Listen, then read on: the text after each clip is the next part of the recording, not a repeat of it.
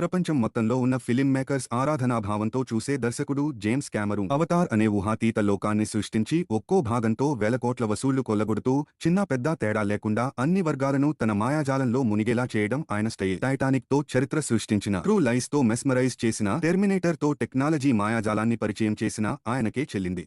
Oscar అవార్డులను పల్లీలు తిన్నంత ఈజీగా తన చిత్రాలకు వచ్చేలా చేసుకోవడం జేమ్స్ కెమెరూన్ కే చెల్లింది. అంతటి దిగ్గజం సాధారణంగా ఇతరులను పొగడాని రాజమౌళి దానికి మినహాయింపుగా నిలుస్తున్నారు. ఎల్లుండి విడుదల కాబోతున్న Avatar 3 fire and ash premiere చూసిన జక్కన్న తన అనుభవాలను వీడియో కాల్ ఇంటర్వ్యూ ద్వారా నేరుగా జేమ్స్ కెమెరూన్ తో పంచుకున్నారు. అరగంటకు పైగా జరిగిన ఈ సంభాషణలో ఫిలిం మేకింగ్ గురించి ఇద్దరి మధ్య బోలెడు కబుర్లు వచ్చాయి. ముఖ్యంగా వారణాసి ప్రస్తావన రావడం మూవీ లవర్స్ ని తెగ ఎగ్జైట్ చేస్తోంది. మీ cinema second unit camera operator గా పనిచేసేందుకు సిద్ధంగా ఉన్నానని, ఒకసారి సెట్స్ కు తప్పకుండా వస్తానని, పులులతో తీసే సీన్లు ఏమైనా ఉంటే చెప్పమని కెమెరూన్ కోరారు. సరదాగా అన్నా సరే ఇది ఆస్కార్ కన్నా గొప్ప ఘనతగా దీన్ని భావించాలి. ఎందుకంటే తెలుగు సినిమాల గురించి అంతగా పట్టించుకోని జేమ్స్ కెమెరూన్ ఇప్పుడు ఏకంగా నేను నీ దగ్గర పనిచేస్తానని రాజమౌళికి చెప్పడం ప్రతి సినీ ప్రియుడు గర్వించే విషయమే. ఇప్పుడు ఈ వీడియో క్లిప్స్ తెగ వైరల్ అవుతున్నాయి. ఏడాదిన్నరగా వారణాసి షూటింగ్ చేస్తున్నామని చెప్పిన రాజమౌళి పలు సందర్భాల్లో తన సంతోషాన్ని దాచుకోలేక బిగ్గరగా నవ్వుతూ ఓపెన్ అయిపోయారు. చూస్తుంటే వారణాసి ప్రీ రిలీజ్ ఈవెంట్ కి జేమ్స్ కెమెరూన్ నే ముఖ్యాంతిథిగా తీసుకురావడం ఖాయంగా కనిపిస్తోంది.